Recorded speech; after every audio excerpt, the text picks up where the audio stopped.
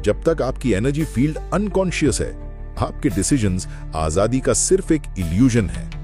आपको लगता है कि आप चॉइसेस बना रहे हैं, लेकिन साथ ही आपको यह भी लगता है कि आप गोल गोल घूम रहे हैं। ये ठीक वैसा ही है जैसे आप पूरी मेहनत से एक गोल सेट करते हैं, सब कुछ प्लान करते हैं, लेकिन आखिरी मोमेंट पर आकर वही पुरानी आदत, वही डर आप पर हावी हो जाता है और सब कुछ बिखर जाता है। ऐसा लगता है जैसे आप आगे बढ़ना चाहते हैं, पर कोई अनजानी शक्ति आपको बार बार पीछे खींच रही है। अगर आपने भी इस इनविजिबल फोर्स को, इस लाचारी को महसूस किया है, तो नीचे कमेंट कीजिए, आई फील इट। सच तो इससे कहीं ज्यादा सिंपल और गहरा है। जिस फ्री विल के बारे में हमें सिखाया गया वो मेंटल है, लेकिन असली फ्री विल एक अलग लेवल पर शुरू होती है, वाइब्रेशनल लेवल पर। अपने दिमाग से डिसाइड करने का कोई फायदा नहीं अगर आपका वाइब्रेशन प्योरीफाई नहीं हुआ है। आप बस अपनी जेल का नाम बदल लेंगे, लेकिन रहेंगे उसी जगह पर। हमारे प्राचीन ग्रंथों और ऋषियों ने इस रहस्य को हजारों साल पहले ही जान लिया था। उन्होंने एक छिपा हुआ मैप छोड़ा, वाइब्रेशनल ऑपरेशंस का एक ऐसा सीक्वेंस जो असली फ्रीडम चाहने वालों के लिए था। ये कोई मेंटल या थियोरेटिकल ज्ञान नहीं, बल्कि एनर्जेटिक, गहरा और ट्रांसफॉर्मेशनल ज्ञान है। आजादी तब नहीं मिलती जब आप डिसाइड करते हैं, ये तब शुरू होती है जब आप एक क्लीन, कोहिरेंट और अनशेकेबल तरीके से वाइब्रेट करना शुरू करते हैं। ज्यादातर लोग आजादी को यह समझते हैं कि वो जो चाहे वो कर सकें, लेकिन हमारे ग्रंथों में कुछ ऐसा सिखाया गया जो सब कुछ बदल देता है। असली आजादी डिसीजन के बारे में नहीं है, ये फ्रीक्वेंसी के बारे में है। सिर्फ अपने मन से चुनना काफी नहीं है, आपको उस वाइब्रेशन को होल्ड करना होगा जो रियलिटी को ट्रांसफॉर्म करती है, एक्शन लेने से भी पहले। हजारों साल पहले हमारे ऋषि मुनियों ने अपने ग्रंथों में सिर्फ गूढ़ मंत्र नहीं लिखे थे, उन्होंने वाइब्रेशनल ऑपरेशंस का एक पूरा सीक्वेंस एनकोड किया था, जिसने फ्री विल के कॉन्सेप्ट को पूरी तरह से रीडिफाइन कर दिया। ये कुछ ऐसे सबक हैं जो बिलीफ के बारे में नहीं, बल्कि एनर्जी फील्ड, अलाइनमेंट और ट्रांसफॉर्मेशन के बारे में बात करते हैं। हर सबक ये बताता है कि दुनिया आपकी इच्छाओं पर रिस्पॉन्ड नहीं करती, ये आपके वाइब्रेशन पर रिस्पॉन्ड करती है, और जिसे आप चॉइस कहते हैं वो बस उस वाइब्रेशन का रिफ्लेक्शन है जो आप अनजाने में रेडिएट कर रहे हैं। एक बार जब ये साफ हो जाता है तो आप अंधेरे में काम नहीं करते, आप अपनी फील्ड को कमांड करना शुरू करते हैं, और फील्ड रियलिटी को कमांड करती है। द लॉ ऑफ वाइब्रेशन, जो हमारे प्राचीन ज्ञान के कोर में पाया जाता है, कहता है कि जो कुछ भी एग्जिस्ट करता है वो वाइब्रेट करता है। लेकिन हमारे सेजेस इससे भी आगे गए। उन्होंने दिखाया कि हर वाइब्रेशन को कॉन्शियसली ऑपरेट किया जा सकता है, जैसे कोई इंस्ट्रूमेंट जिसे सोल ट्यून कर रही हो। और यहीं पर फ्री विल थ्योरेटिकल होने से एल्केमिकल बन जाती है। ये सबक कोई कमांड या मॉरल कोड नहीं है, ये फ्रीक्वेंसीज हैं, एनर्जी स्ट्रक्चर्स हैं जो प्रैक्टिकल तरीके से दिखाते हैं कि आप क्यों एक ही पैटर्न में जीते रहते हैं और कैसे उस साइकिल से बाहर निकल सकते हैं, बिना अपने मन को फोर्स किए, बिना अपने पास्ट से लड़े या प्रेजेंट से भागे। आप अपने थॉट्स को कंट्रोल करने की कोशिश करते रह सकते हैं, या आप अपने वाइब्रेशन को प्यूरिफाई करना सीख सकते हैं। फर्क क्या है? एक आपको थका देता है, दूसरा आपको आजाद करता है। जो अब रिवील होने वाला है वो सिर्फ एक अच्छा आइडिया नहीं है, ये वाइब्रेशनल रिकनेक्शन का एक सिस्टम है, और जो इसे अवेयरनेस के साथ अप्लाई करेंगे वो न केवल ज्यादा हल्कापन बल्कि ज्यादा पावर महसूस करेंगे, क्योंकि असली शक्ति भाग्य से लड़ने में नहीं है, ये उसके ऊपर वाइब्रेट करने में है, तब तक जब तक कि उसके पास बदलने के अलावा कोई चॉइस ना हो। इससे बहुत पहले कि साइंस हार्ट की इलेक्ट्रोमैग्नेटिक फील्ड को मेजर कर पाती, या क्वांटम फिजिक्स ये बताता कि ऑब्जर्वर आउटकम को इन्फ्लुएंस करता है, हमारे पूर्वज ये पहले से जानते थे। रियलिटी और वाइब्रेशन एक ही है। इस ज्ञान के केंद्र में है हमारे प्राचीन योगी और ऋषि, डिवाइन इंटेलिजेंस के प्रतीक। वो इनविजिबल मेजर्स के मास्टर थे, जो सेंसेस के परे की चीजों को डीकोड करते थे। वो जानते थे कि प्योर इंटेंशन के साथ कैसे वाइब्रेट करना है। हमारे उपनिषद और वेद सिर्फ स्पिरिचुअल विजडम के रिकॉर्ड्स नहीं हैं, वे वाइब्रेशनल ट्रीटीज हैं, सिंबॉलिक लैंग्वेज में कंप्रेस किए गए हर्मेटिक कोड्स, ताकि वो सच जिंदा रह सके जो कभी पुराने नहीं होते। हर लाइन एक एक्टिवेशन पोर्टल की तरह लिखी गई थी और हर सबक एक प्रिसाइज ऑपरेशन था जिसे उन लोगों की कॉन्शियसनेस को एलिवेट करने के लिए डिजाइन किया गया था जो सही इनर ईयर से सुनते हैं। इन ग्रंथों में फ्री विल को एक रैशनल चॉइस की तरह नहीं दिखाया गया है, इसे किसी के वाइब्रेशनल स्टेट का रिजल्ट बताया गया है। उनके लिए फ्रीडम कभी दो ऑप्शंस के बीच चूज करने की सिंपल एबिलिटी नहीं थी। फ्रीडम तभी एग्जिस्ट करती है जब कोई इंसान डर, अंधे लालच और भारी मेमोरीज की पहुंच से परे वाइब्रेट करता है। पहला सबक नॉन नेगोशिएबल है। सब कुछ वाइब्रेशन है, कुछ भी स्थिर नहीं है, कोई भी चॉइस न्यूट्रल नहीं है।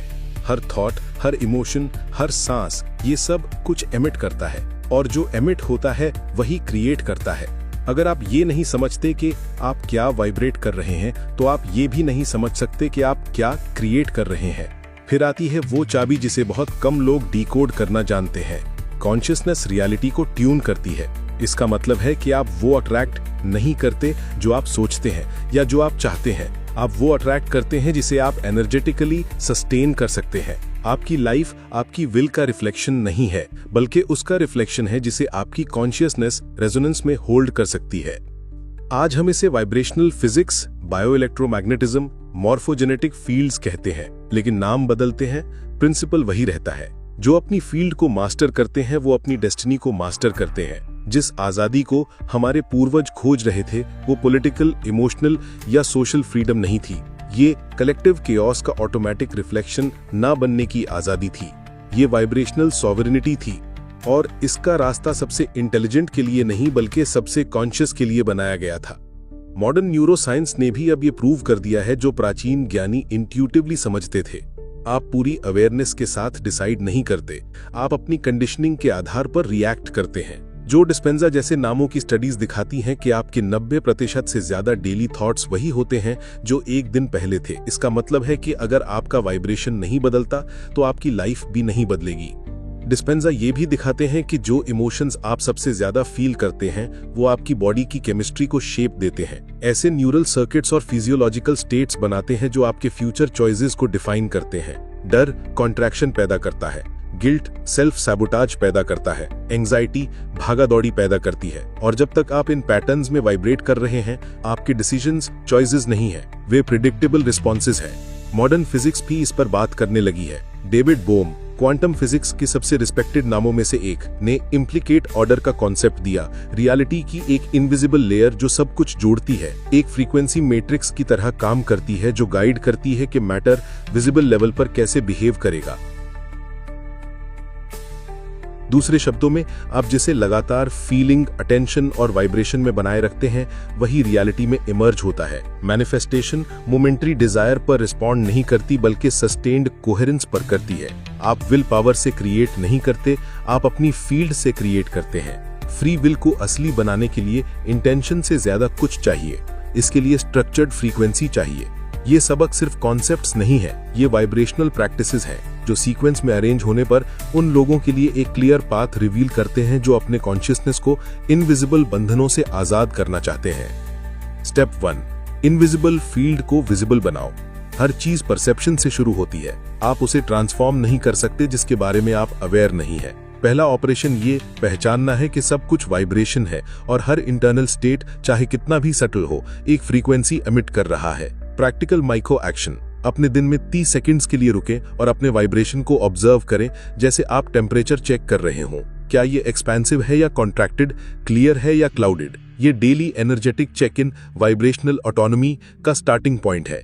स्टेप 2, चॉइस को फ्री करने के लिए इमोशंस को प्योरीफाई करो। आप कुछ ऐसा नहीं चुन सकते जो उस फ्रीक्वेंसी के बाहर हो जिसे आप होल्ड करने में केपेबल है। दबे हुए इमोशंस फील्ड को डिस्टॉर्ट करते हैं और आपके परसेप्शन को हाईजैक कर लेते हैं। प्योरिफिकेशन एक्सेप्टेंस से शुरू होता है, लेकिन इससे भी आगे जाता है। इसके लिए इनर मूवमेंट की जरूरत है। इनर बैलेंस आउटर हार्मनी बनाता है।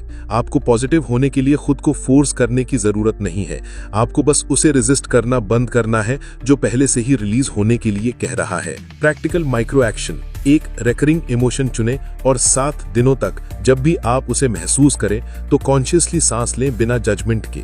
सिर्फ प्रेजेंस के साथ इसे ऑब्जर्व करने का एक्ट उस वाइब्रेशन को शिफ्ट करना शुरू कर देता है जो पहले ऑटो पायलट पर चल रहा था। स्टेप 3, एनर्जी चैनल्स को रीस्ट्रक्चर करो। पहचान और प्यूरिफिकेशन के बाद अपने इनर एनर्जेटिक स्ट्रक्चर को रीऑर्गेनाइज करने का समय है। अगर वो चैनल्स जिनसे आपकी लाइफ फोर्स बहती है ब्लॉक हैं, तो आपके पास इंटेंशन हो सकता है लेकिन फ्लो नहीं होगा। हमारे यौगिक विज्ञान में इन्हें नाड़ियां कहा गया है। साउंड क्रिएशन का आर्किटेक्चर है। इसका मतलब है कि शब्द, टोन और थॉट्स आपकी फील्ड में कमांड्स की तरह काम करते हैं। हर शब्द जिसे आप अनकॉन्शियसली रिपीट करते हैं वो एक फ्रीक्वेंसी है जो आपकी करंट रियलिटी को एंकर कर रही है। प्रैक्टिकल माइक्रो एक्शन, ऐसे फ्रेजेस का इस्तेमाल करने से बचें जो लिमिटेशन या स्कैर्सिटी को रीइंफोर्स करते हैं।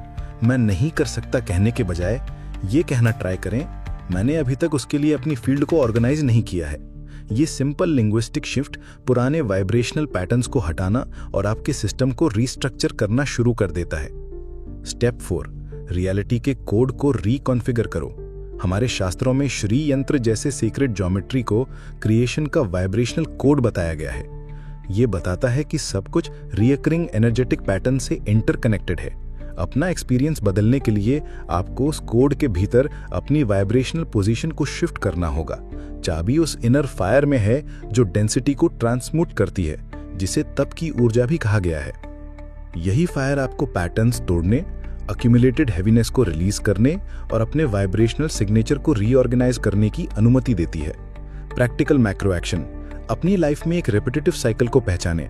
इससे लड़ने के बजाय अवेयरनेस की फायर को जलाएं। खुद से पूछें कि आपका कौन सा हिस्सा अभी भी उस पैटर्न के साथ अलाइनमेंट में वाइब्रेट कर रहा है। जवाब दिमाग से नहीं आएगा, ये फीलिंग से आएगा। और एक बार जब आप इसके बारे में अवेयर हो जाते हैं तो कुछ जलना शुरू हो जाता है। स्टेप 5, फ्रीडम की फ्रीक्वेंसी को सस्टेन करो। ट्रांसम्यूटेशन के बाद सबसे सटल चैलेंज आता है, नई फ्रीक्वेंसी को होल्ड करना बिना पुराने फील्ड्स में वापस फिसले। पोलैरिटी एसेंशन का मार्ग है। इसका मतलब है कि वाइब्रेशनल फ्रीडम ऑपोजिट्स को खत्म करने के बारे में नहीं है, बल्कि लाइट और शैडो को एक ही पावर के हिस्से के रूप में इंटीग्रेट करने के बारे में है। रियलिटी इसलिए नहीं बदलती क्योंकि आप इसे चाहते हैं, ये इसलिए बदलती है क्योंकि आपका वाइब्रेशन एक्सट्रीम्स के बीच झूलना बंद कर देता है और कोहेरेंस में ऑपरेट करना शुरू कर देता है। आप पास्ट में फंसे नहीं हैं, आप बस अभी भी वैसे ही वाइब्रेट कर रहे हैं जैसे आप पहले करते थे। हर टाइमलाइन फ्रीक्वेंसी द्वारा ऑर्गेनाइज की जाती है। जब आप अपना वाइब्रेशन शिफ्ट करते हैं तो आप अपना इनर टाइम शिफ्ट करते हैं और बाहरी दुनिया रिस्पॉन्ड करती है। प्रैक्टिकल माइक्रो एक्शन, सोने से पहले अपने दिन को रिविजिट करें और पूछें, आज मैंने सबसे ज्यादा कौन सा वाइब्रेशन होल्ड किया। अगर जवाब आपके फ्यूचर विजन के साथ अलाइन नहीं है तो सोते समय डिफरेंटली वाइब्रेट करने का चूज करें। बॉडी वही रिकॉर्ड करती है जो वो सोने से ठीक पहले महसूस करती है। इस यात्रा का एक अहम हिस्सा है साइलेंस। प्योर इंटेंशन मैनिफेस्टेशन की फ्रीक्वेंसी है और साइलेंस वाइब्रेशन का सुप्रीम चैनल है। कोई फ्रीडम नहीं है जब तक इंटेंशन ईगो से अनटच्ड एसेंस से पैदा ना हो और आप उस एसेंस को केवल साइलेंस में पहचानते हैं, जहां ओरिजिनल वाइब्रेशन को बिना नॉइस के महसूस किया जा सकता है। सालों तक करण को लगता था कि वो अपनी लाइफ के कंट्रोल में है।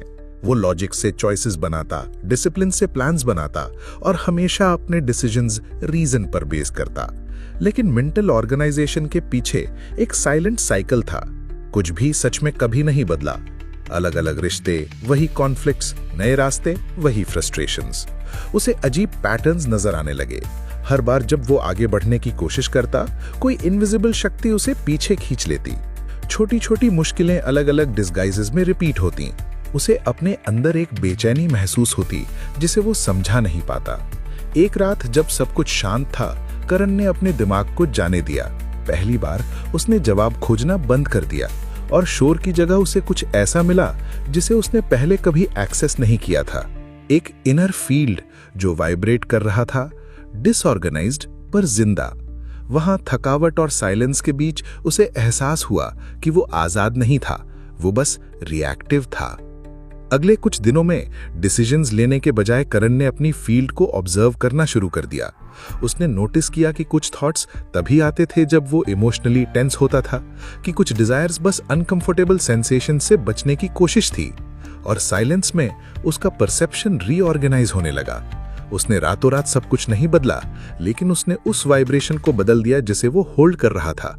उसने अवेयरनेस के साथ सांस ली, गिल्ट से भरे शब्दों को दोहराना बंद कर दिया, और धीरे धीरे बिना कुछ फोर्स किए उसके आसपास की लाइफ डिफरेंटली रिस्पॉन्ड करने लगी। करण समझ गया कि फ्रीडम ज्यादा फोर्स से डिसाइड करने के बारे में नहीं थी, ये ज्यादा क्लैरिटी से फील करने के बारे में थी। और उस स्टेट में डिसीजंस ऐसी चीज नहीं थी जिनका पीछा करना पड़े, वे एक क्लीन वाइब्रेशन के नेचुरल रिफ्लेक्शंस बन गए। ये समझना कि आप क्या वाइब्रेट कर रहे हैं अपने आप में एक रिवॉल्यूशन है, लेकिन केओस के बीच में उस वाइब्रेशन को होल्ड करना असली चैलेंज है। इस नई अवेयरनेस के बाद भी कई लोग एक ही पॉइंट पर गिर जाते हैं, इंस्टेबिलिटी। एक अनएक्सपेक्टेड खबर, एक टेंस कॉन्वर्सेशन, फ्रस्ट्रेशन का एक पल और फील्ड डिसऑर्गेनाइज हो जाती है। पुराने इमोशनल पैटर्न्स वापस आ जाते हैं, फ्रीक्वेंसी डगमगाने लगती है, और बिना नोटिस किए आप पहले की तरह ही रिएक्ट करने लगते हैं। यहीं पर ज्यादातर लोग हार मान लेते हैं। मन को लगता है कि प्रोसेस काम नहीं कर रहा है, लेकिन सच तो यह है कि फील्ड बस उस ओर लौट रही है जो सबसे फेमिलियर लगता है, नॉइज। इसका जवाब ज्यादा फोकस फोर्स करना या खुद को कंट्रोल करने की कोशिश करना नहीं है। जवाब हमारे सेजेस के सबसे शांत सबक में है, मौन, अ कंप्लीट साइलेंस। साइलेंस आवाज की एब्सेंस नहीं है, ये इनर कॉन्फ्लिक्ट की एब्सेंस है। ये वो स्टेट है जहां फील्ड ईगो के इंटरफियरेंस के बिना नेचुरली रीअलाइन होती है।